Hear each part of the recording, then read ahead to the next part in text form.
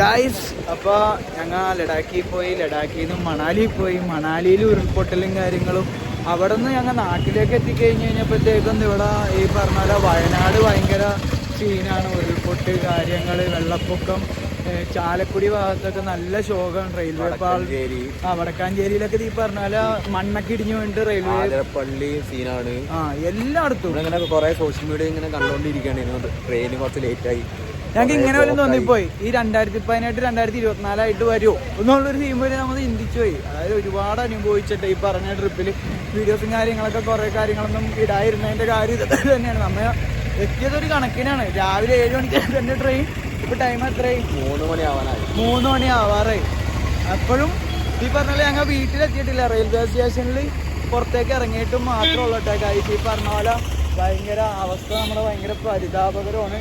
നമ്മൾ ദൈവത്തിനോട് പ്രാർത്ഥിക്കാം എന്നുള്ളൊരു സീൻ മാത്രമേ ഉള്ളൂ. അല്ലാ, ഇപ്പോൾ വണ്ടി ഇടിച്ചാത്തോ ഞാൻ. അപ്പോൾ ദൈവത്തിനോട് നമ്മൾ പ്രാർത്ഥിക്കാം എന്നുള്ളൊരു ഒറ്റ വഴി മാത്രമേ ഉള്ളൂ ഗൈസ്. അപ്പോൾ എല്ലാവരും സേഫായിട്ട് ഇരിക്കുക.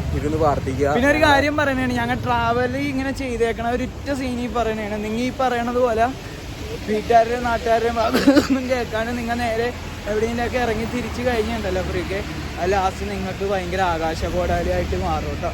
ഭയങ്കര റിസ്ക് എടുക്കണം. റിസ്ക് ഈ സമയത്ത് എടുക്കാതിരിക്കണല്ലേ. ഈ സമയത്ത് എടുക്കാതിരിച്ച് വെയിലൊക്കെ വന്ന് അത്യാവശ്യം നല്ല ക്ലൈമറ്റ് ഒക്കെ നമ്മള് പോകുമ്പോ ഇത്ര ഇഷ്യൂസ് ഒന്നും ഉണ്ടായിട്ടില്ല ഇവിടെ. ഞങ്ങള് വരുമ്പോഴാണ് ഇത്ര ഇഷ്യൂസ് നമുക്ക് കിട്ടിയത്. ഭയങ്കര നല്ല അനുഭവിച്ചിട്ടുണ്ട്. പക്ഷെ അത് മറ്റുള്ളവർക്ക് നമ്മൾ ഷെയർ ചെയ്യുക ഒന്നുമല്ല. ഇവിടെ എത്തിയപ്പോഴാണ് ഈ വയനാട് ഇത്ര സീനായതും ഇങ്ങനൊക്കെ നമ്മൾ അറിഞ്ഞത്. നമ്മുടെ ട്രെയിൻ കുടുങ്ങി. നമുക്ക് ആദ്യം തന്നെ കിട്ടിയത് മണാലിയിലെയും ലഡാക്കിലെയും ബ്ലോക്ക്. ലഡാക്കിലെ റോഡ് ഈ പറഞ്ഞാല് ബ്ലോക്ക് ആവുകയത്. 2 ദിവസം പെട്ട് അത് റെഡിയായി. അത് റെഡിയായി ഞങ്ങൾ റിട്ടേൺ നാട്ടിലേക്ക് വന്നപ്പോഴത്തേക്കും വയനാട്ടിലെ സംഭവങ്ങൾ അറിയണേ.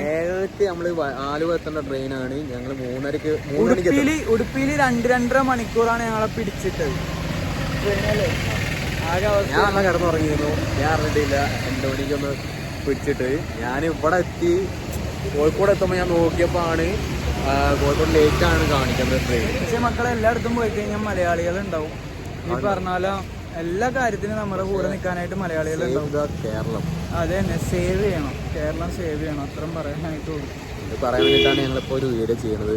ഞങ്ങളെ സപ്പോർട്ടൊന്നും ചെയ്യണ്ട ഞങ്ങൾക്ക്. അപ്പൊ അജ്ജു അവിടെ വന്നിട്ടുണ്ട്. അജ്ജു അവിടെ വന്നിട്ടുണ്ട്. അജ്ജു. അപ്പൊ ഏതായാലും ഗൈസ് അടുത്ത വീഡിയോയിൽ കാണാം. കമോ, ഇതിങ്ങനെ പറയാം. നിങ്ങൾക്ക് പറഞ്ഞ് മനസ്സിലാക്കി തരാനായിട്ട് വേണ്ടി മാത്രമേ ഞങ്ങൾ വീഡിയോ എടുക്കണേണ്ട. നല്ല വീഡിയോസും കാര്യങ്ങളൊക്കെ ഞങ്ങൾ ഇടാനായിട്ടുണ്ട്. ലഡാക്കിൽ പോയതും എല്ലാ വീഡിയോസും ഇടാനായിട്ടുണ്ട്. അപ്പോൾ നമുക്ക് വീഡിയോയിലൊക്കെ മഴ പെയ്തുകൊണ്ടിരിക്കുകയാണ് ഇവിടെ. നല്ല മഴയാണ്. നല്ല മഴ തന്നെയുണ്ട്. ഈ 2018 വന്ന പോലെ വരാതെ ഇരിക്കട്ടെ എന്ന് ഞങ്ങളും പ്രാർത്ഥിക്കുന്നുണ്ട്. നിങ്ങളും അത് തന്നെ പ്രാർത്ഥിക്കുക. ഇപ്പോൾ കുറേ സീൻ ഉണ്ടായിട്ടുണ്ട്. എൻ്റെ നാടാണ് കോഴിക്കോട് വയനാടൊക്കെ.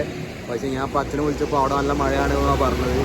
നാളെ പോവാന്ന് വിചാരിച്ചത്. എടപ്പള്ളി ഭാഗത്തൊക്കെ ഈ പറഞ്ഞാൽ നല്ല വെള്ളമാണ് പറഞ്ഞു. കാക്കനാടും ഇവിടെ ഒക്കെ നല്ല മഴയാണ്. വടക്കഞ്ചേരി തന്നെ റെയിൽവേ ട്രാക്ക് വെള്ളമായിട്ട് കുറേ പിടിച്ചു നിർത്തി. കുറേ ട്രെയിൻ റദ്ദാക്കിയിട്ടുണ്ട്. വണ്ടി ഓടില്ല. ചേച്ചിമാരൊക്കെ മറ്റേ റെയിൽവേ ട്രാക്കിൽ നിന്ന് എടുത്തിട്ട് മണ്ണൊക്കെ കോരി കളയുന്ന ഒരു സിറ്റുവേഷൻ ഒക്കെ കണ്ട് കുറെ വീഡിയോസ് ഇതിൽ ഞങ്ങൾ ആഡ് ചെയ്യാനുണ്ട്. പിന്നെ അത് കൂടാണ്ട് വേറൊരു സംഭവം കൂടി ഉണ്ട്. ഈ പറഞ്ഞാൽ നമ്മുടെ 2018 കൊച്ചി എങ്ങനെയായിരുന്നു അതേപോലെയാണ് ഈ വടക്കാഞ്ചേരി ഭാഗത്തൊക്കെ കുറെ വീടുകളൊക്കെ മുങ്ങിപ്പോയിട്ടുണ്ട് കൈസ്. വെള്ളത്തിന്റെ ഒക്കെ സീൻ കാരണം കുറെ കുട്ടീനാണ് ഞങ്ങള് ആ ഒരു ചേട്ടൻ ഫോട്ടോ കാണിച്ചു തന്നാണ്. ഈ പറഞ്ഞാല് വയനാട് ഉരുൾപൊട്ടിന്റെ അടിയിലായിട്ട് ഒരു കൊച്ചാണ് പെട്ടേക്കണം. ഒരാളുടെ കൈ മാത്രമേ കിട്ടുള്ളൂ. 48 മരണം അടുത്തങ്ങാണ്ടൊക്കെ ഇപ്പൊ തന്നെ അവിടെ ആയിട്ടുണ്ട്, സ്ഥിരീകരിച്ചിട്ടുണ്ട്. റൂമിലേക്ക് പോട്ടെ ഗൈസ്. അപ്പൊ എല്ലാരും സേഫ് ആയിട്ട് ഇരിക്കുക. സേവ് ദ കേരള, അത്രയും പറയാനായിട്ട്. നമുക്ക് പറയാനുള്ളൂ. Bye bye.